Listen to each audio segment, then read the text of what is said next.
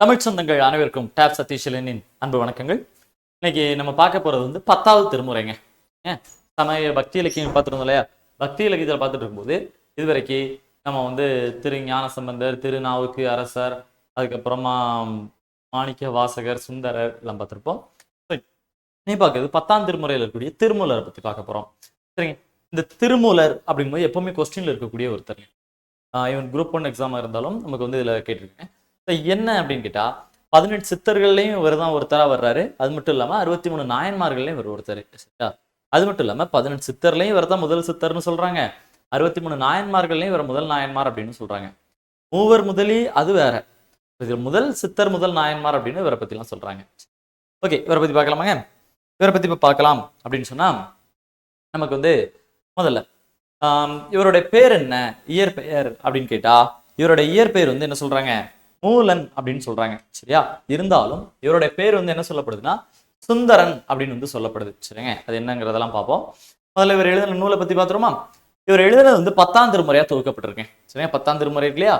அதுக்கு அவர் வச்ச பேர் என்னங்க அப்படின்னு கேட்டா திருமந்திரமாலை. முன்னாடியே பார்த்துருக்கோம். அவர் வச்ச பேரு திருமந்திரமாலை. நாம எப்படி சொல்றோம்னா திருமந்திரம் அப்படின்னு சொல்றோம். திருமூலர் தன்னுடைய நூலுக்கு வச்ச பேரு திருமந்திரமாலை, நாம சொல்றது திருமந்திரம். இதுதான் முதல் சித்த நூலா இருக்கு, சித்தர் நூலா இருக்கு. இதுக்கு தமிழ் 3000ன்னு பேரு. ஏன்னா இதுல எத்தனை பாட்டு இருக்கு?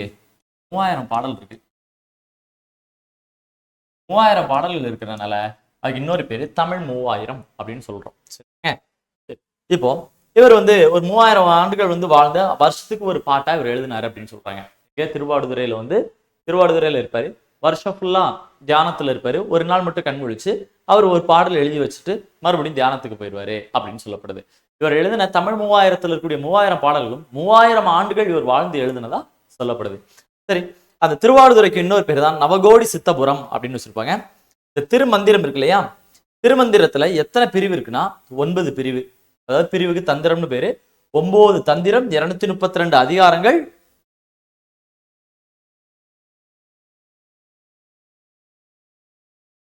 3000 பாடல்கள். 9 தந்திரங்கள், தந்திரம்னா பிரிவு. 9 தந்திரங்கள், 232 அதிகாரங்கள், 3000 பாடல்கள் வந்து எழுதியிருக்கிறாரு திருமூலர்.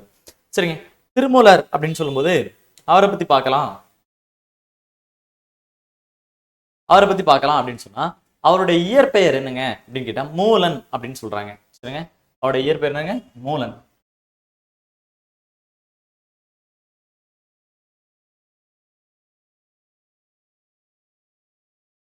இயற்பெயர் பொதுவா 2 பேர் சொல்லப்படுது. எதெல்லாம் அப்படின்னு கேட்டா இவருடைய இயற்பெயர் வந்து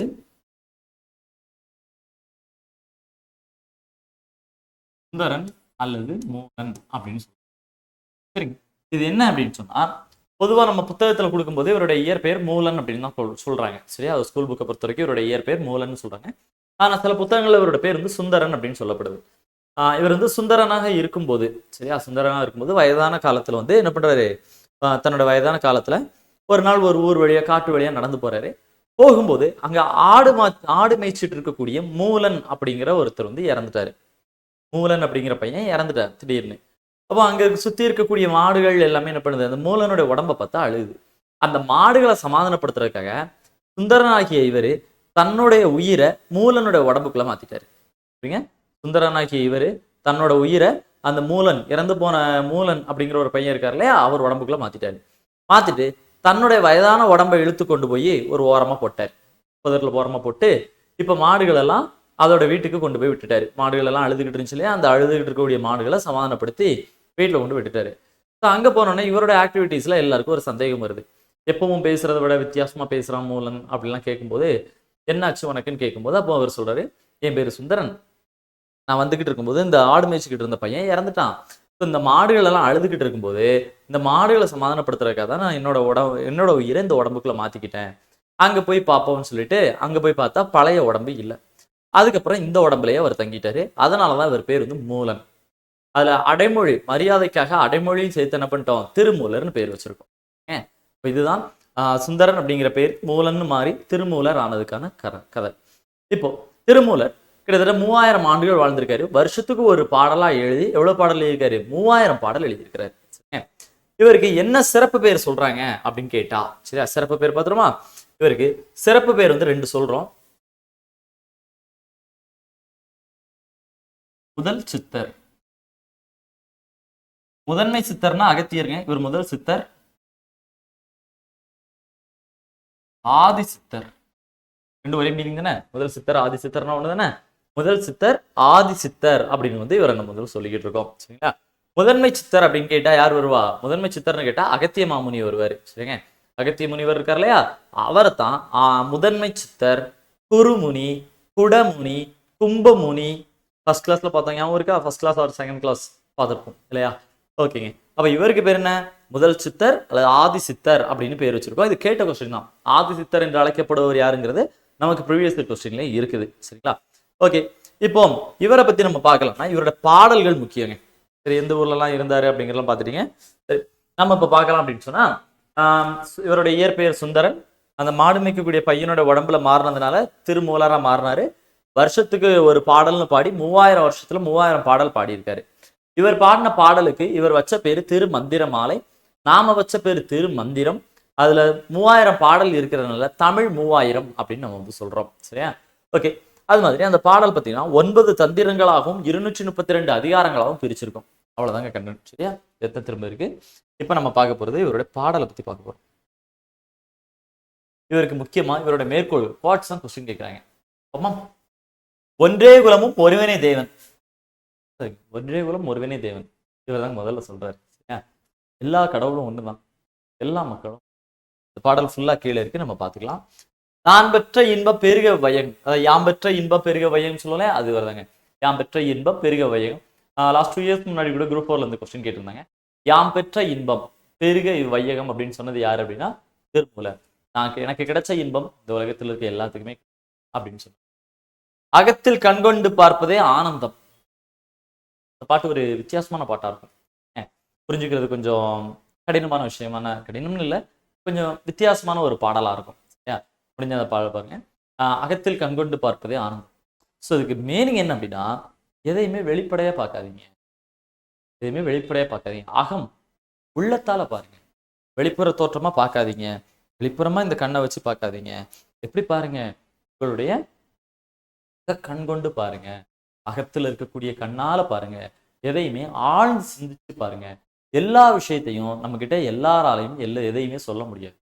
அதாவது ஒரு விஷயத்த நம்ம கிட்ட சொல்லி கரெக்டா புரிய வைக்க முடியுமா அப்படின்னா முடியாது. இல்லையா? நாம அதை புரிஞ்சுக்கணும். நம்மளுடைய அகப்பார்வையால் அதை புரிஞ்சுக்கணும்.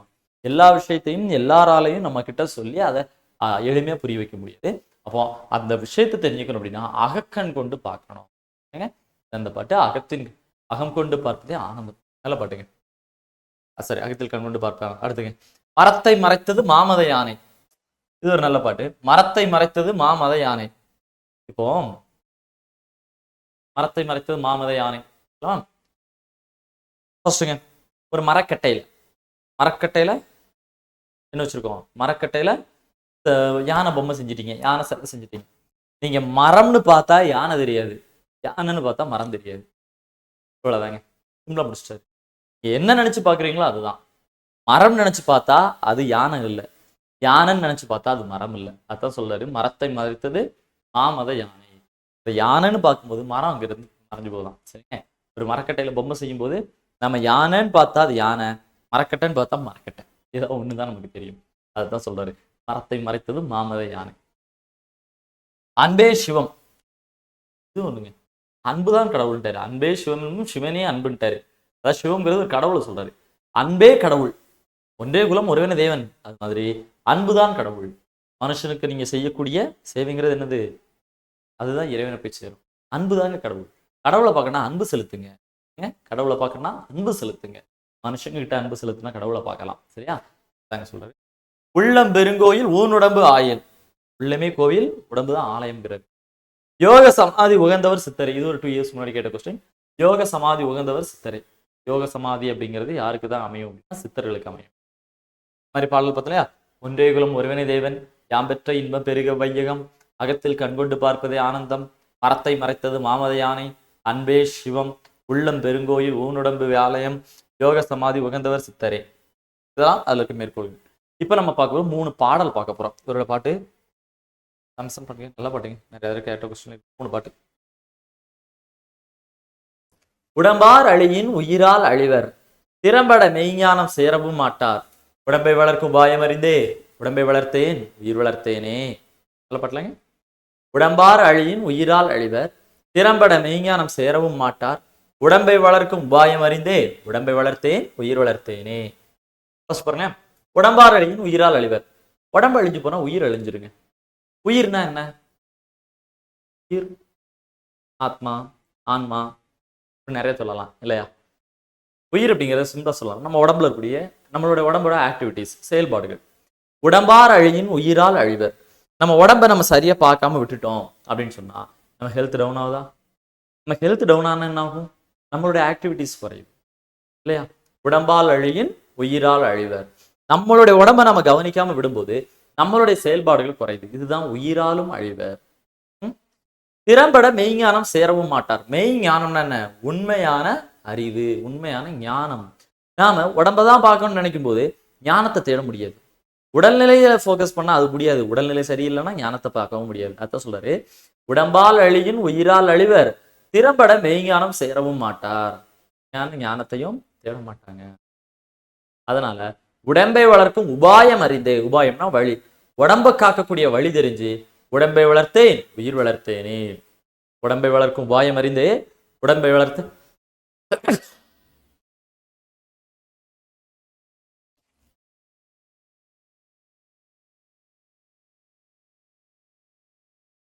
உடம்பை வளர்க்கும் உபாயம் அறிந்து உடம்பை வளர்த்தேன் உயிர் வளர்த்தேனே அப்படிங்கிறாரு. அதாவது உடம்பை வந்து பார்த்துக்கிறதுக்கான வழி தெரிஞ்சிச்சு. அதனால நான் என்ன பண்ணிட்டேன்? உடம்பை வளர்த்துட்டேன், அதே நேரத்துல என்னோட ஹெல்த்தான இதையும் பார்த்துட்டேன். சரிங்க, சத்த சொல்றாரு, உடம்பார் அழியின் உயிரால் அழிவர், திடம்பட மெய்ஞானம் சேரவும் மாட்டார். உடம்பை வளர்க்கும் உபாயம் அறிந்தே உடம்பை வளர்த்தேன் உயிர் வளர்த்தேனே. முதல் லைனும் லாஸ்ட் லைன் நம்ம கேட்ட கொஸ்டின் தான். முதல் லைன் லாஸ்ட் லைன் நம்ம கேட்டிருக்காங்க, கொஞ்சம் பார்த்துக்கோங்க. அடுத்த பாடம் பார்ப்போமா? இதை அவர் சொல்றேங்க. படமாடக் கோயில் பகவர்க்கு ஒன்றியில், நடமாடக் கோயில் நம்பர்க்கு அங்கு ஆகா. நடமாடக் கோயில் நம்பர்க்கு ஒன்றியில், படமாடக் கோயில் பகவர்க்கு அங்கு ஆமே. அப்படின்னு பாருங்க. படமாடக் கோயில் பகவர்க்கு ஒன்று ஈயில், நடமாடக் கோயில் நம்பர்க்கு அங்கு ஆகா. நடமாடக் கோயில் நம்பர்க்கு ஒன்று ஈயில், படமாடக் கோயில் பகவர்க்கு அங்கு ஆமே. படம் ஆட கோவில்.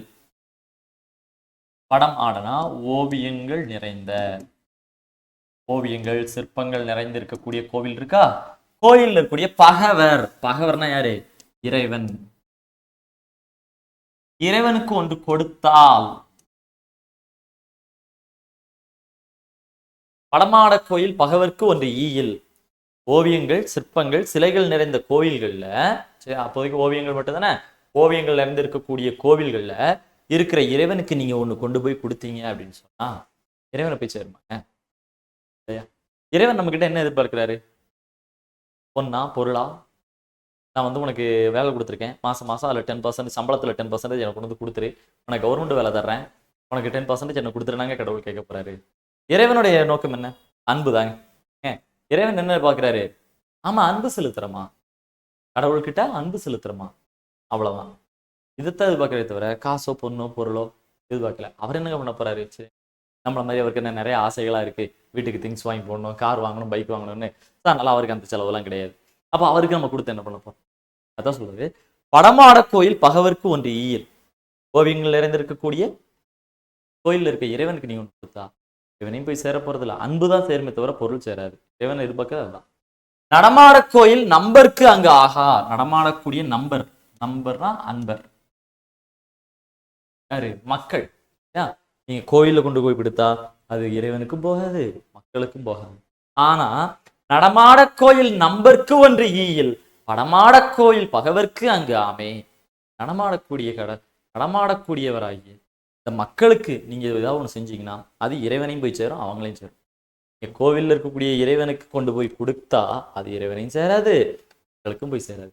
ஆனா நீங்க மக்கள் மேல அன்பு செலுத்துங்க, அவங்களுக்கு உதவி பண்ணுங்க, அவங்களோட கஷ்டத்தை தீர்க்கிறதுக்காக கொஞ்சம் செலவு பண்ணுங்க, தப்பு இல்லை. இது எங்க போய் சேரும்னா அந்த மக்களுக்கும் சேரும், அந்த அன்புதான் கடவுளையும் பேச்சு.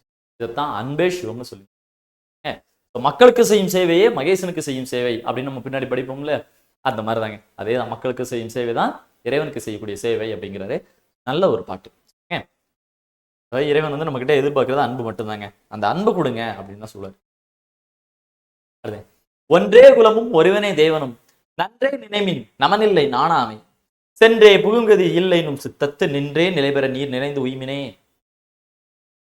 ஒன்றே குலமும் ஒருவனே தேவனே நன்றே நினைமின் நமனில்லை நாணாமை சென்றே புகுமதி இல்லை சித்தத்து நின்றே நிலைபெற நீர் நிறைந்து உய்மினே.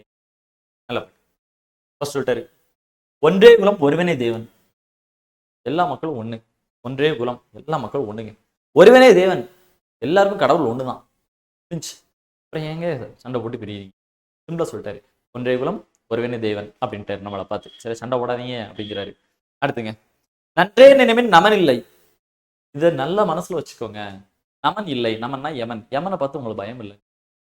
இப்படிப்பட்ட உயர்ந்த கருத்துக்களை மனசுக்குள்ள வச்சுக்கிட்டீங்கன்னா ஒன்றே குலம் ஒருவனே தேவன் அப்படின்னு எல்லா மக்களையும் ஒன்னா நினைச்சு ஒருத்தரா பார்த்தோம் அப்படின்னா, ஒன்னா பார்த்தோம் அப்படின்னா இந்த வாழ்க்கையில யமன் இது போன்ற பயங்கள் நமக்கு வராது. வாழ்க்கை அமைதியா இருக்கும். எல்லார் மேலேயும் அன்பு செலுத்துவோம். நமக்கு வந்து பயம் அப்படிங்கிறது யமனை பத்தின பயம் இருக்காது அப்படிங்கிறாரு. அதான் சொல்றாரு, ஒன்றே குலமும் ஒருவனே தேவனும் நன்றே நினைமின் நமன் இல்லை நாணாமே. நாணாமைன்னா என்னது? நம்ம புக்கில் இருக்கும் கூசாமல் அப்படின்னு சொல்லிட்டு, அதாவது வெட்கப்படாமல் எதை எடுத்துக்கணும்? சென்றே பூங்கதி இல்லை இன்னும் சித்தத்து. சித்தம்னா உள்ளம். சரியா? நம்ம உள்ளத்துல எதை எடுத்துக்கணுமா? நின்றே நிலை பெற நீர் நினைந்து உய்மினே. நல்ல விஷயங்கள் மட்டும் தான் செய்யும். யார் என்ன சொன்னாலும் பரவாயில்ல, அதை பத்தி வைக்கப்படாத, அதை பத்தி யோசிக்காது. நம்ம மனசுல நல்லது மட்டும் தான் செய்வேன் அப்படிங்கிறத மனசை வச்சுக்கணும். சித்தம்னா உள்ளம். ஸோ இதெல்லாம் வச்சுக்கிட்டோம் அப்படின்னா நம்ம வாழ்க்கையில எந்த ஒரு பயமும் இல்லை, இறைவன் கூடவே இருப்பாரு அப்படின்னு சொல்லுவாங்க. அதான் சொல்லிட்டு பாப்பமா இல்லை பாருங்க. ஒன்றே குலமும் ஒருவனே தேவனும் நன்றே நினைவின் நமன் இல்லை நானாமே சென்றே புகுங்கதி செல்லும் சித்தத்து நின்றே நிலை பெற நீர் நினைந்து உய்மினே. மனசுல நம்ம இதை வச்சுக்கணும். ஒன்றே குலம் ஒருவனே தேவன் அப்படின்னு வச்சுக்கணும். எல்லாருக்கும் நல்லது பண்றதை மட்டும் தான் மனசுல வச்சுக்கணும். இதுதான் அவர் வந்து நல்ல ஒரு பாட்டுங்க. இப்போ திருமூலர் இருக்கார் இல்லைங்க, திருமூலர் சொன்ன விஷயம் என்ன? ஒன்றே குலம் ஒருவனே தேவன். இவருடைய வழி வந்தவர் தான் யாருன்னா மௌனகுரு. அந்த மௌனகுருவோடைய சீடர் தான் யாருன்னா தாய்மானவர். தாய்மானவர் தான் சன்மார்க்கம் அப்படிங்கிறது முதல்ல சொன்னாரு. தாய்மானவரோட என்ன சொல்றாரு? இறைவன் அப்படி இப்படி கும்பிடாம என்ன சொல்லிட்டாரு? அன்பர் பணி செய்ய நாளாக்கி விட்டு விட்டால் இன்ப நிலை தானே வந்து இதுவும் பராபரமே, மேலான பொருளே அப்படின்னு தானே பார்த்தாரு இல்லையா? இப்போ திருமூலர் எப்படி நினைச்சாரோ, அன்புதான் கடவுள், அன்பு செலுத்துறதான் கடவுளுக்கு செய்யக்கூடிய சேவை அப்படின்னு சொன்னாரோ, இந்த திருமூலர் வழிவந்த மௌனகுருவிட்ட கத்துக்கிட்டு அதை ஃபாலோ பண்ணவர் யாருன்னா தாய்மானவர். இப்ப சொன்னோம் இல்லையா, அன்பர் பணி செய்ய ஆளாக்கி விட்டு விட்டால் இன்ப நிலை தானே வந்து இதுவும் பராபரமே. இவரை ஃபாலோ பண்ணவர் தான் யாருன்னா குணங்குடி மஸ்தான் சாஹிப், சுல்தான் அப்துல் காதிர் படிச்சுட்டு போல குணங்குடி மஸ்தான் சாஹிப். அவர்கிட்ட கேட்டு அழகா சொல்றாரு, கடவுள் யாருங்க அப்படின்னா அழகா சொல்றாரு, கள்ள கருத்துக்களை கட்டோடு அறுத்தவருக்கு உள்ளிருக்கும் மெய்ஞான ஒளியே பராபரமே. இதுல இருக்கக்கூடிய தப்பான எண்ணங்களை யார் நீக்கிறாங்களோ அவங்க உடம்ப அவங்களுடைய மனசுல மெய் ஞானமா நிற்பாரு. படிச்சது அங்க ரிப்பீட் ஆகுதா? திருமூலர், மௌனகுரு, தாய்மானவர், குணங்குடி மஸ்தான் சாஹிப். இதே மாதிரி வரும்போதுதான் அடுத்து ராமலிங்க அடிகளார் சொல்றாரு, வள்ளலார் அவரும் இறைவனை ஒளி வடிவமா தானே பார்த்தாரு, உருவமா பார்க்கிறேன். அப்ப எல்லாரும் பார்க்கறது இறைவன் ஒருவன் அப்படிங்கிற எண்ணத்தை இவங்கெல்லாம் கொண்டு வந்தவங்க. ஆளால் கொண்டு நினைக்கும் போது இறைவன் ஒருவன் அப்படின்னு சொல்றதா இவங்களுடைய முக்கியமா பார்த்துருக்கோம். திருமூலரை பத்தி இன்னைக்கு வந்து பார்த்துருக்கோம். சரிங்க. இப்ப திருமூலர் அப்படின்னு பார்க்கும்போது அவருக்கு என்னெல்லாம் பார்த்தோம் பார்த்தீங்களா? ஸ்கூல் புக்கில் இருக்கக்கூடிய பாடல்கள், அதுக்கப்புறமா அவரை பத்தி இதுக்கு முன்னாடி கேட்டிருந்த மேற்கோள்கள் பார்த்துருக்கோம், அதுக்கப்புறமா அவரை பத்தி சொல்லக்கூடிய விஷயங்கள் பார்த்துருக்கோம். ஓகே, ஸோ இன்னைக்கு வந்து திருமூலர் பார்த்துருக்கோம். நாளைக்கு அடுத்த கிளாஸ் வந்து பெரிய புராணம் பார்க்கலாம். நன்றி, வணக்கம்.